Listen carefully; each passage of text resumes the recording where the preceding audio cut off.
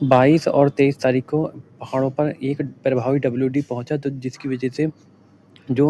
राजस्थान के उत्तरी भागों पर सर्कुलेशन बनता है, सर्कुलेशन न बन के गहरा निम्न दबाव का क्षेत्र बना, जिसकी वजह से पहाड़ों पर भारी से अति भारी बर्फबारी देखने को मिली। के साथ ही साथ मैदानी राज्यों में पंजाब, हरियाणा, दिल्ली और पश्चिमी उत्तर प्रदेश, इन भागों पर बारिश गतिविधियां गरज चमक के साथ देखने को मिली। लेकिन संभावनाएं राजस्थान पर भी थी, लेकिन राजस्थान पर उतनी बारिश देखने को नहीं मिली जितनी संभावनाएं थी। उसका कारण यह है कि पहाड़ों पर जब डब्ल्यूडी पहुंचता है तो उसका सर्कुलेशन राजस्थान के उत्तरी भागों के आसपास बन जाता है, तो अरब सागर से भी हवाएं इस तरीके से सर्कुलेशन खींचता है और बंगाल की खाड़ी से भी हवाएं इस तरीके से पहुंचने लगती हैं। दोनों के संयुक्त प्रभाव से मिलने की वजह से राजस्थान के पूर्वी भाग,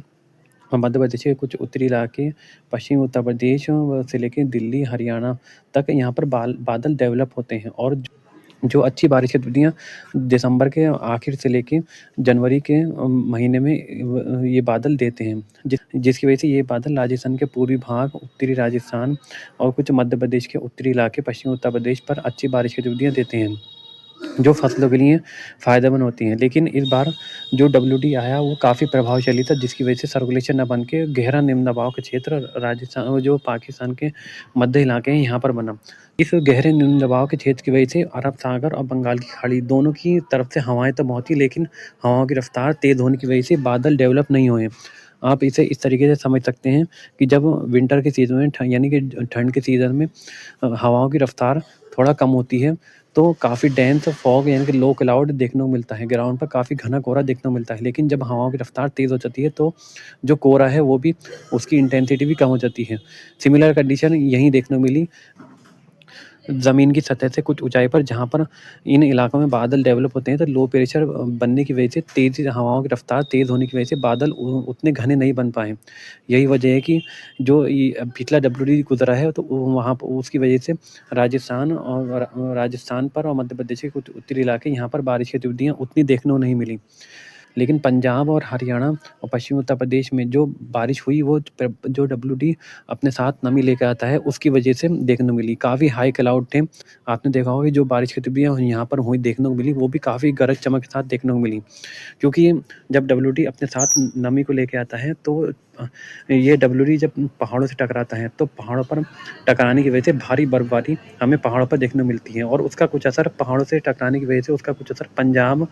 जो हिमालय से सटे हुए इलाके हैं, पंजाब, हरियाणा, दिल्ली और पश्चिमी उत्तर प्रदेश, यहाँ पर भी इन हाई क्लाउड की वजह से बारिश की गतिविधियाँ देखने को मिल जाती हैं। लेकिन दूसरा जो सिस्टम बनता है, जो बंगाल की खाड़ी से हवाएं पहुंचती हैं, तो उनकी वजह से हमें राजस्थान के पूर्वी भाग और उत्तरी मध्य प्रदेश, पश्चिमी उत्तर प्रदेश पर बारिश की गतिविधियाँ देखने को मिलती हैं, जो 22 और 23 तारीख को जो डब्ल्यूडी आया उसकी वजह से देखने को नहीं मिली, क्योंकि हवाओं की रफ्तार तेज़ थी। अब आने वाले दिनों में 26 जनवरी की शाम से ही और 27 जनवरी और 28 जनवरी तक एक और नया प्रभावशाली डब्ल्यूडी आता हुआ दिखाई दे रहा है, तो उसका सर्कुलेशन थोड़ा दक्षिण में बनेगा, तो दक्षिण में बनने की वजह से और साथ ही साथ ये डब्ल्यूडी थोड़ा कमज़ोर है, यानी कि हमें लो प्रेशर बनने की संभावनाएं नहीं दिख रही हैं। यहाँ पर ये सर्कुलेशन बनेगा, तो सर्कुलेशन की वजह से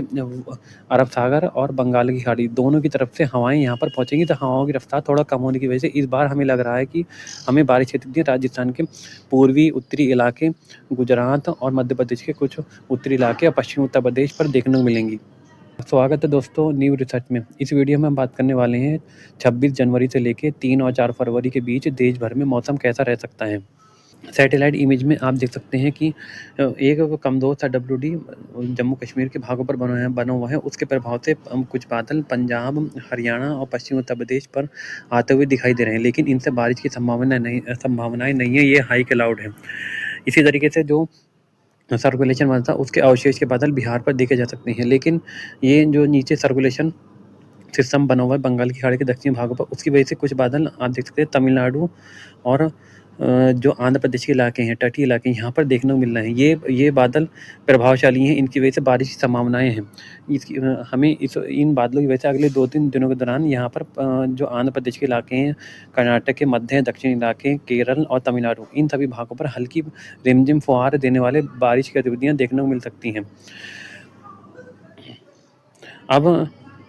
अब आने वाले दिनों के मौसम की बात करें तो एक तो प्रभावशाली डब्ल्यूडी 26 जनवरी की शाम से ही भारत के पहाड़ी राज्यों को प्रभावित करेगा, जो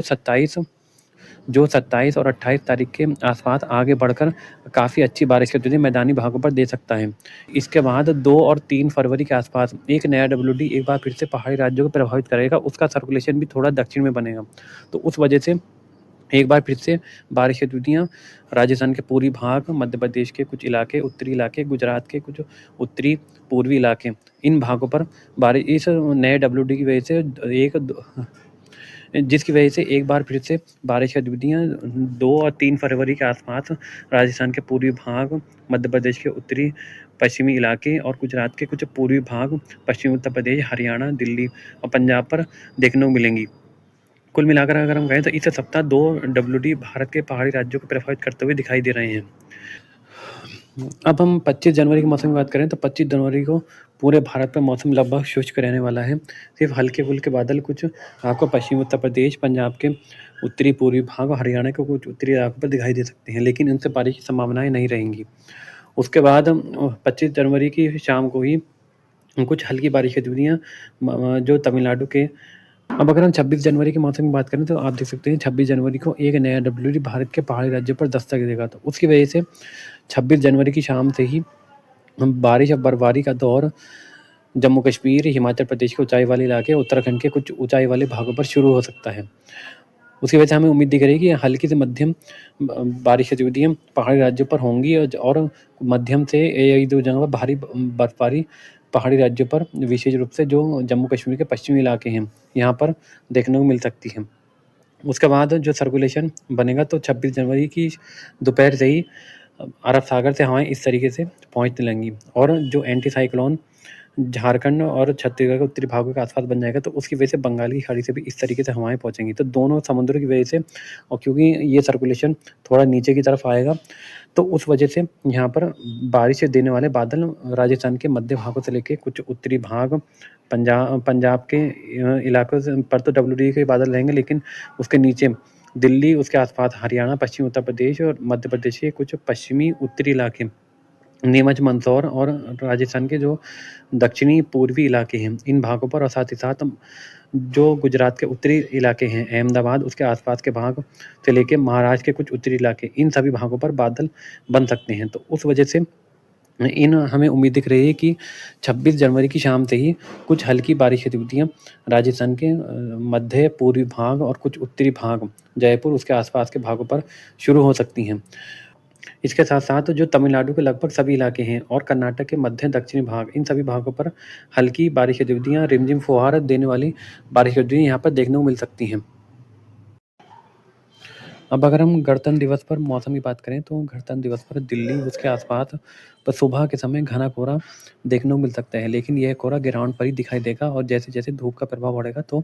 जल्दी ही छँट भी जाएगा। उसके बाद 9-10 बजे के आसपास तक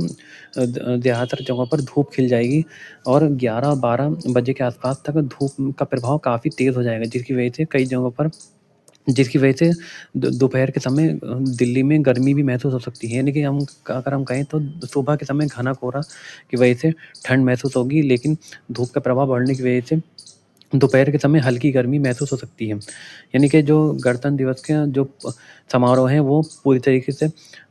ठीक तरीके से संपन्न हो जाएगा। सिर्फ सुबह के समय कुछ जगहों पर घना कोहरा देखने को मिल सकता है या बारिश की संभावनाएं नहीं है। बारिश की संभावनाएं दिल्ली में शाम के समय दिख रही हैं। यानी कि शाम को 26 जनवरी की शाम या आधी रात को कुछ जगहों पर छिटपुट जगहों पर बादल पहुँचेंगे और हल्की बारिश कहीं-कहीं पर दे सकते हैं। ये आप देख सकते हैं 27 तारीख को ये डब्ल्यूडी और आगे की तरफ आ जाएगा, तो उसकी वजह से डब्ल्यूडी की वजह से पहाड़ों पर मध्यम दर्जे की बर्फबारी होने की संभावनाएं हैं और बादल पूरे पहाड़ी राज्यों को कवर कर लेंगे। नीचे की तरफ अगर हम देखें जो सर्कुलेशन राजस्थान के उत्तरी भागों पर बना था वो दिल्ली के दक्षिण में ग्वालियर उसके आसपास पहुंच जाएगा। तो इस सर्कुलेशन की वजह से राजस्थान के पूर्वी भाग और जो मध्य प्रदेश के उत्तरी पश्चिमी इलाके हैं, नीमच, मंदसौर से लेके ग्वालियर, उसके आसपास के भाग, गुजरात के उत्तरी इलाके, महाराष्ट्र के कुछ उत्तरी इलाके, इन सभी भागों पर भी बादल बनेंगे और हल्की से मध्यम बारिश की गतिविधियाँ यहाँ पर देखने को मिलेंगी। बहुत ज़्यादा गरज चमक के साथ बारिश की संभावनाएँ नहीं है, लेकिन जो बादल हैं वो मध्यम ऊँचाई के बादल बनेंगे, जिसकी वजह से गरज चमक की घटनाएँ देखने को मिलेंगी, लेकिन उतनी देखने को नहीं मिलेंगी और 1-2 जगहों पर ओलावृष्टि भी हो सकती है। बारिश की गतिविधियाँ यहाँ पर ठीक-ठाक होने की संभावनाएँ दिख रही हैं। 15 से 20 मिलीमीटर के आसपास यहाँ पर बारिश की संभावनाएँ बन रही हैं। उसके बाद धीरे-धीरे ये बादल पूरब की तरफ पहुँचेंगे तो मध्य प्रदेश के पूर्वी भाग, छत्तीसगढ़ के मध्य उत्तरी भाग और झारखंड के इलाके और जो उत्तर प्रदेश के पूर्वी भाग हैं और साथ ही साथ बिहार के पश्चिमी इलाके, इन सभी भागों पर भी हमें इस सर्कुलेशन की वजह से बारिश की संभावनाएँ बन रही हैं। ऊपर की तरफ अगर हम देखें तो राजस्थान के जो उत्तरी इलाके हैं, गंगानगर, हनुमानगढ़, पंजाब के इलाके और जो हरियाणा के लगभग सभी इलाके, दिल्ली, पश्चिमी उत्तर प्रदेश, इन सभी भागों पर भी जो डब्ल्यूडी की वजह से नमी पहुँचेगी, उस वजह से यहाँ पर बारिश की संभावनाएँ बन रही हैं। हालाँकि इंटेंसिटी यहाँ पर काफ़ी हल्की रह सकती है, क्योंकि यहाँ पर जो बनेंगे बादल पहुँचेंगे, वो हाई क्लाउड पहुँचेंगे, तो जहाँ पर बारिश भी होगी, तो वो भी काफ़ी गरज चमक के साथ देखने को मिलेगी, लेकिन ज़्यादातर जगहों पर हल्की बारिश की संभावनाएँ बन रही हैं। 28 तारीख के आसपास ये डब्ल्यूडी आगे की तरफ निकल जाएगा, लेकिन उसकी वजह से जो बंगाल की खाड़ी से हवाएँ पहुँचेंगी, साथ ही साथ अरब सागर से इस तरीके से, तो उसकी वजह से जो पूरा वेदर सिस्टम है, वो हरियाणा, दिल्ली, पश्चिमी उत्तर प्रदेश से लेके पूर्वी उत्तर प्रदेश, बिहार, मध्य प्रदेश के मध्य भागों से लेके पूर्वी मध्य प्रदेश, छत्तीसगढ़, झारखंड, इन सभी भागों पर बादल बनेंगे और हल्की से मध्यम बारिश की स्थिति यहाँ पर देखने को मिल सकती हैं। लेकिन पीछे से मौसम साफ होता चला आएगा, जिसमें बाड़मेर, जैसलमेर, उत्तरी राजस्थान के लगभग सभी इलाके से मौसम लगभग शुष्क हो जाएगा। पहाड़ों पर भी 28 जनवरी को हल्की बारिश और बर्फबारी की संभावनाएँ बन रही हैं, लेकिन उसके बाद 28 तारीख की शाम से ही यहाँ पर भी मौसम साफ और शुष्क होने लगेगा। उत्तर-पश्चिमी हवाएँ मैदानी राज्यों की तरफ रुख करने लगेंगी, तो जिसकी वजह से राजस्थान के कुछ इलाकों में पाले की स्थिति एक बार फिर से देखने को मिल सकती है। 29 तारीख के आसपास आप देख सकते हैं कि जो भारत के मैदानी राज्यों से हैं, यहाँ से काफ़ी हद तक बारिश की गतिविधियाँ हट जाएँगी। लेकिन एक नया डब्ल्यूडी भारत के पहाड़ी राज्यों पर दस्तक देगा, तो उसकी वजह से सर्कुलेशन गुजरात के कुछ उत्तरी इलाके और राजस्थान के जो पश्चिमी इलाके हैं, यहाँ पर डेवलप होता हुआ दिखाई दे रहा है। सो एक बार फिर से वही कंडीशन बनेगी, अरब सागर से भी हवाएँ पहुँचने लगेंगी और बंगाल की खाड़ी से भी इस तरीके से हवाएँ पहुँचने लगेंगी। तो हमें उम्मीद दिख रही है 29 तारीख की शाम से ही एक बार फिर से बारिश का नया दौर इन्हीं इलाकों में शुरू होगा। यानी कि गुजरात के उत्तरी इलाके, महाराष्ट्र के कुछ उत्तरी इलाके, पश्चिमी मध्य प्रदेश, पूर्वी राजस्थान, इन सभी भागों पर 29 तारीख की शाम से ही बादल बनने लगेंगे और कुछ जगहों पर छिटपुट बारिश की गतिविधियाँ देखने को मिल सकती हैं। ये 30 जनवरी के आसपास तक बारिश की गतिविधियाँ ज़्यादातर इलाकों को कवर कर लेंगी, जिसमें राजस्थान के उत्तरी मध्य इलाकों से लेके गुजरात के कुछ उत्तरी इलाके, मध्य प्रदेश के पश्चिमी इलाके और जो उत्तर प्रदेश के दक्षिणी पश्चिमी इलाके हैं, इन सभी भागों पर बारिश की गतिविधियाँ एक बार फिर से सभी इलाकों पर एक बार फिर से बारिश की गतिविधियाँ 30 तारीख की सुबह से ही देखने को मिलेंगी। पूरे दिन बारिश रुक-रुक कर यहाँ पर देखने को मिलती रहेगी। 31 और 1 तारीख के आसपास जो सर्कुलेशन राजस्थान के मध्य भागों पर बना था, वो एक बार फिर से वहीं जगह पर यानी कि दिल्ली के दक्षिण में या दिल्ली के आसपास पहुंच जाएगा। तो इस सर्कुलेशन की वजह से बारिश की गतिविधियाँ राजस्थान के पूर्वी भाग, गुजरात, मध्य प्रदेश के ज़्यादातर इलाके, पश्चिमी उत्तर प्रदेश, पंजाब, हरियाणा को कवर कर लेंगी। साथ ही साथ पहाड़ों पर हल्की से मध्यम बर्फबारी का दौर जारी रहेगा। ये आप देख सकते हैं 2 और 3 फरवरी के आसपास ये डब्ल्यूडी भी आगे की तरफ निकल जाएगा, लेकिन हल्की बारिश की गतिविधियाँ